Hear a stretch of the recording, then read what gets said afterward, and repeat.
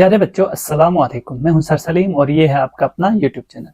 आज हम जिस टॉपिक को डिस्कस करेंगे वो ये है कि अल्कली मेटल और अल्कलाइन अर्थ मेटल के रिएक्टिविटी के अंदर क्या डिफरेंस होता है। तो चलिए शुरू करते हैं आज का लेक्चर।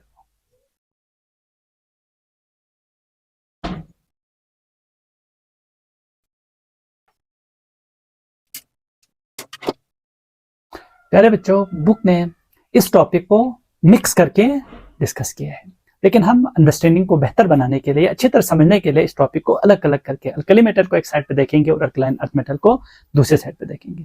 हम कुछ ऐसे करेंगे, एक लाइन लगाकर एक साइड पर अल्कली मेटल पढ़ेंगे और दूसरे साइड पर अल्कलाइन अर्थ मेटल।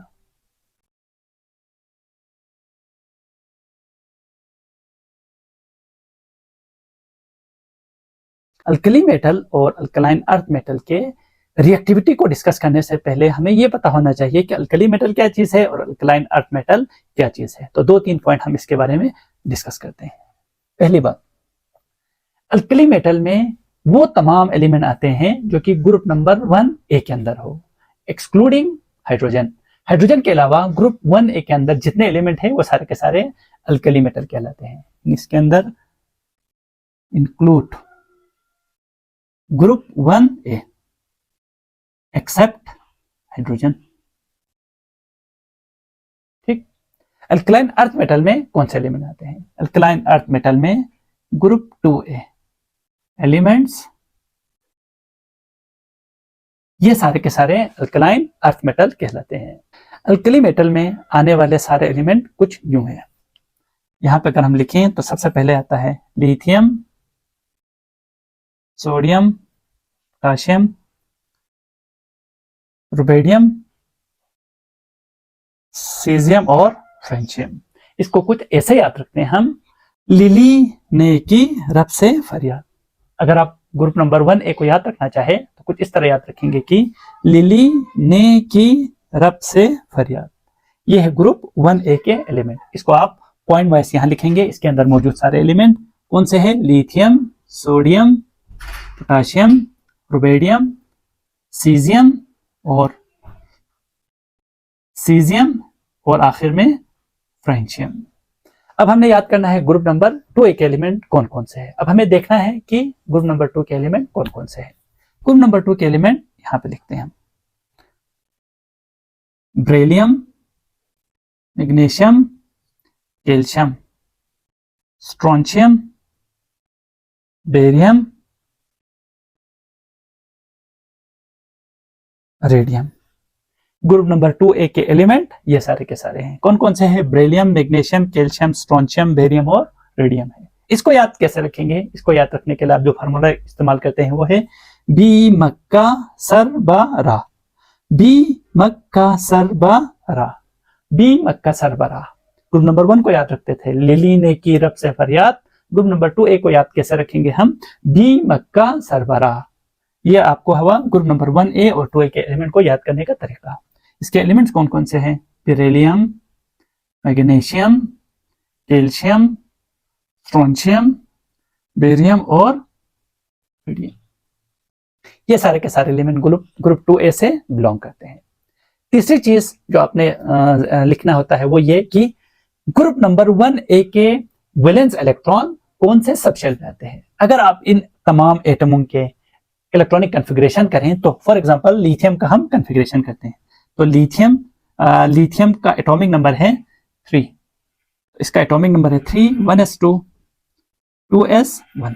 सोडियम का करते हैं, सोडियम का एटॉमिक नंबर है 11 तो इसका 1s2, 2s2, 2p6, 3s1। इसी तरह पोटेशियम, बाकी जितने एलिमेंट नीचे तक चलते जाएं तो तमाम एलिमेंट्स के लास्ट जो इलेक्ट्रॉन है वो आपको एस शेल में आते हैं और इनका वैलेंस शेल कॉन्फ़िगरेशन क्या है? ns1। ये 2s1, 3s1, 4s1 इसी तरह आगे चलता जाएगा। लिहाजा अगला पॉइंट हमने ये लिखना है कि वैलेंस शेल जो कॉन्फ़िगरेशन है वो कुछ यूं होगी। इनका जो वैलेंस शेल इलेक्ट्रॉनिक कॉन्फ़िगरेशन वो होगा जी ns1।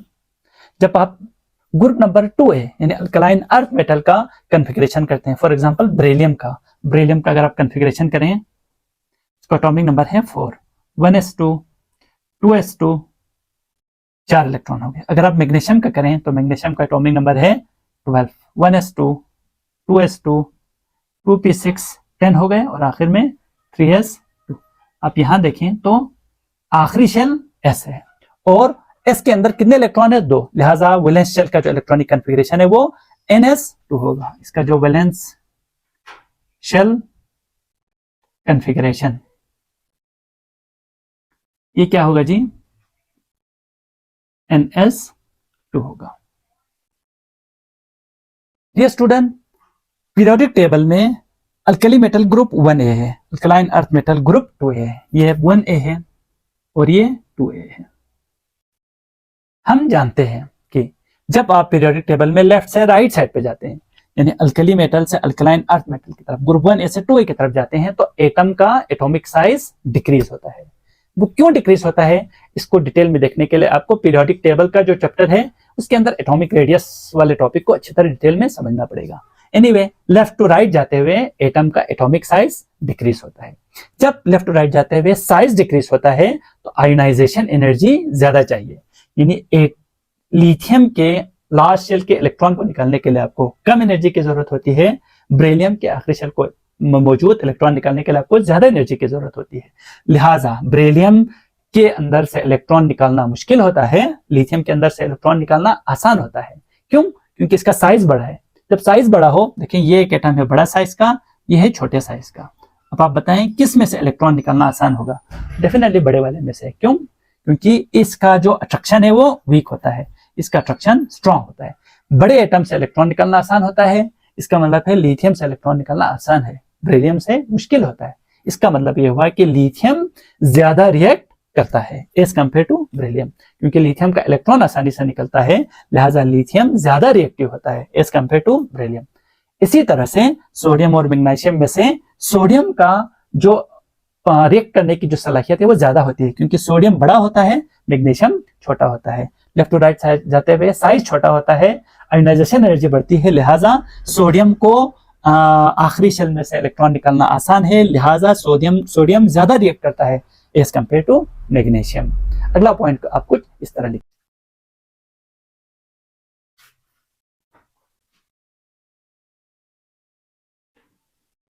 अल्कली मेटल्स का एटॉमिक साइज बड़ा होता है, इसका एटॉमिक साइज जो है वो बड़ा होता है। जब एटॉमिक साइज बड़ा हो तो इसकी आयोनाइजेशन एनर्जी कम होती है।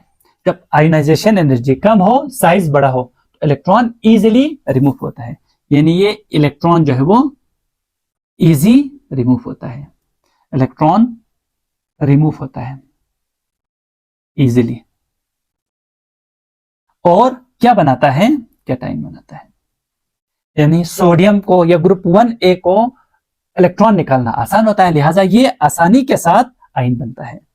बिल्कुल इसी तरह ग्रुप नंबर 2A को अगर हम देखें तो ग्रुप नंबर 2A का साइज भी इतना ज्यादा छोटा नहीं होता है। ग्रुप नंबर 2A का भी अल्कलाइन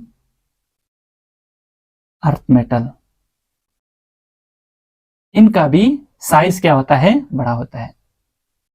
जब साइज बड़ा हो तो आयोनाइजेशन एनर्जी कम होती है, लिहाजा इनके इलेक्ट्रॉन को भी निकालना इजी होता है, इजीली रिमूव होता है।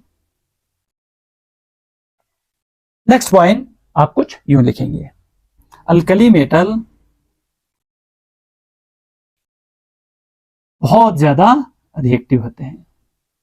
क्यों रिएक्टिव होते हैं? क्योंकि इनके इलेक्ट्रॉन आसानी से निकलते हैं, लिहाजा ये ज्यादा रिएक्शन परफॉर्म करते हैं। ग्रुप नंबर 2A के अंदर मौजूद एटमों से भी इलेक्ट्रॉन निकलता है आसानी से, लेकिन as compare to group 1A इतना ज्यादा आसानी से नहीं निकलता है। लिहाजा ग्रुप नंबर 1A और 2A को कंपेयर करें तो ग्रुप 1A ज्यादा रिएक्टिव है, ग्रुप नंबर 2A इतना ज्यादा रिएक्टिव नहीं होता।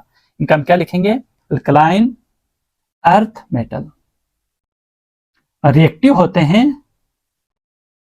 But not as alkali metal.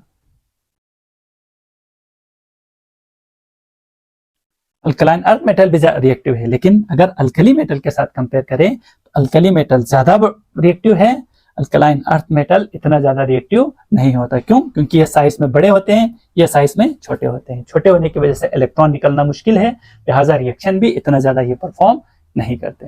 अगर अल्कली मेटल का टॉप से बॉटम पर आ जाए, जब टॉप टू बॉटम आएंगे तो साइज और बढ़ता जाएगा। जब साइज और बढ़ता जाएगा तो इनका जो रिएक्शन करने की जो स्पीड है वो और भी ज्यादा तेज हो जाएगी, क्योंकि ऊपर से नीचे आएंगे, साइज बड़ा होगा, इलेक्ट्रॉन आसानी से निकलेंगे, लिहाजा रिएक्शन ज्यादा से ज्यादा परफॉर्म करेंगे। नेक्स्ट पॉइंट आपने यही लिखना है, टॉप टू बॉटम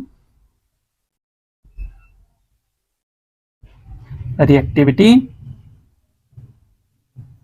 इंक्रीज करती है। ऊपर से नीचे आए तो साइज बड़ा होगा, आसानी से इलेक्ट्रॉन निकलेगा, लिहाजा ज्यादा से ज्यादा रिएक्शन करेंगे। अगर आप लिथियम और सोडियम को कंपेयर करें तो लिथियम के मुकाबले में सोडियम ज्यादा रिएक्टिव है, सोडियम के मुकाबले में पोटेशियम ज्यादा रिएक्टिव होता है। नेक्स्ट पॉइंट ये लिखेंगे, sodium is more reactive than lithium and potassium is more reactive than sodium. बिल्कुल यही चीज ग्रुप नंबर 2A एलिमेंट के साथ भी है। ऊपर से नीचे आएंगे, बेरिलियम के बाद मैग्नीशियम का साइज बड़ा है तो आसानी से इलेक्ट्रॉन निकलेगा, ज्यादा रिएक्टिव होगा। मैग्नीशियम के मुकाबले में कैल्शियम का साइज बड़ा है, लिहाजा कैल्शियम से इलेक्ट्रॉन जल्दी निकलेगा, लिहाजा कैल्शियम मैग्नीशियम से भी ज्यादा रिएक्टिव है। आप यहां पे लिखेंगे कि टॉप टू बॉटम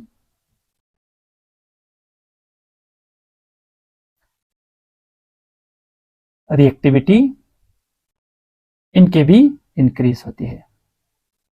एग्जाम्पल क्या है? अगर आप बेरिलियम और मैग्नीशियम को कंपेयर करें, बेरिलियम और मैग्नीशियम, तो मैग्नीशियम का साइज बड़ा होता है, लिहाजा मैग्नीशियम का जो रिएक्शन करने की जो स्पीड है वो बेरिलियम से भी ज्यादा है। बेरिलियम, मैग्नीशियम और कैल्शियम को कंपेयर करें आप, मैग्नीशियम एंड कैल्शियम, मैग्नीशियम के मुकाबले में कैल्शियम का साइज बड़ा होता है, ऊपर से नीचे आते हुए साइज बड़ा होता है, तो कैल्शियम का साइज बड़ा है, इसको निकालना ज्यादा आसान है, इसके इलेक्ट्रॉन निकालना ज्यादा आसान होता है, लिहाजा कैल्शियम की रिएक्टिविटी का जो स्पीड है वो एज कंपेयर टू मैग्नीशियम ज्यादा होता है।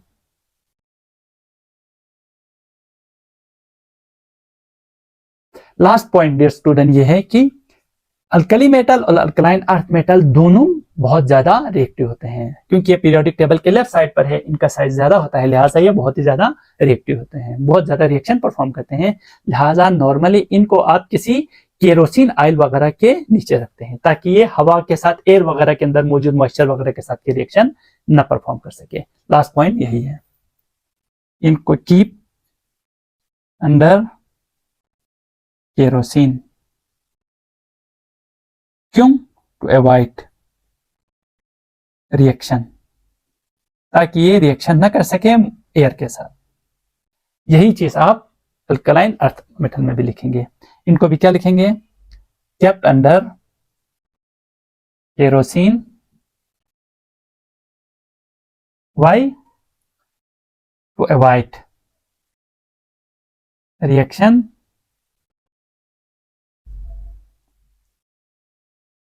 With air. ये हुआ जी 3-4 पॉइंट अल्कली मेटल और अल्कलाइन अर्थ मेटल के बारे में, बीच में मौजूद डिफरेंसेस के बारे में। आई होप कि ये लेक्चर आपको समझ में आ गया होगा। अगर आपको ये वीडियो अच्छी लगी हो, समझ में आ गया हो, तो बराए मेहरबानी इस वीडियो को अपने दोस्तों में भी जरूर शेयर कीजिएगा ताकि वो लोग भी इस वीडियो से फायदा उठा सके। ये आपके लिए एक सदक़े जारिया होगी। Thank you so much. Allah Hafiz.